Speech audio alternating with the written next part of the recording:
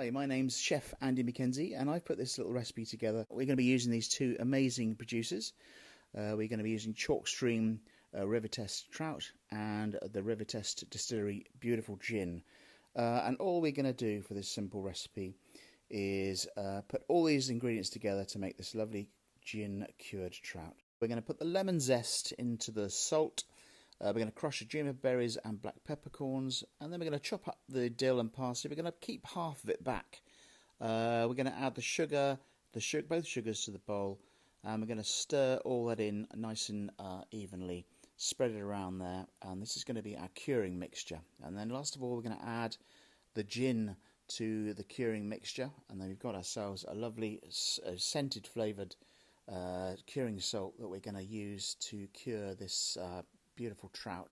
Okay, we're going to double layer the cling film just so nothing splits, although it will leak out. However, we're going to lay on that cling film I'm doing a recipe for two here, so just put half of the curing salt down on the cling film, and then we're going to place on the trout on top of the curing salt, score the skin on the trout there, and then we're going to put the other half of the curing salt on top.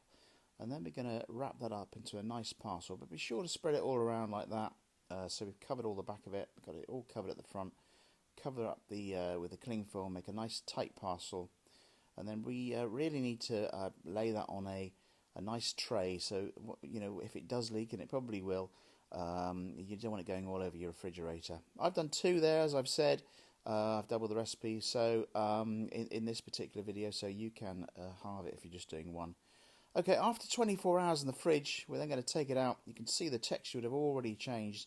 It would have cured, a beautiful, the scent would be amazing. And we're just going to wash it all off, wash all that curing salt off under a gently running tap. And then we're going to dry it off with a paper towel. Lay that on, and again, the cling film like we did before.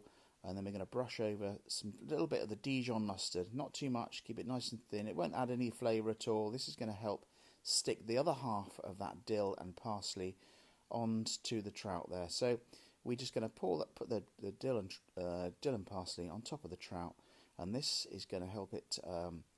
Again, we're going to even it all out by equalising all the flavours that are in that trout.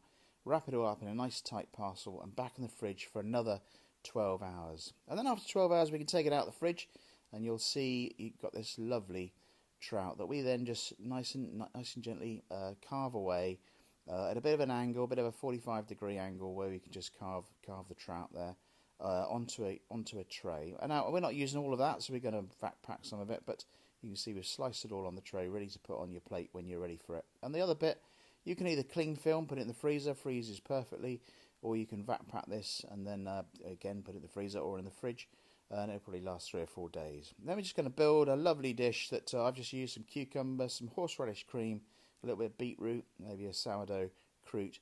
But you can use whatever flavours you like, but this just enhances everything. And then to share as well, a little sharing platter that we can do with we can add additional capers. You can go wild with it. The flavour is going to be unique, and you're going to love it. I do hope you enjoy it, and make sure you serve it with a couple of glasses of beautiful River Test Distillery Gin and tonic. It's going to go really well with this dish. Enjoy.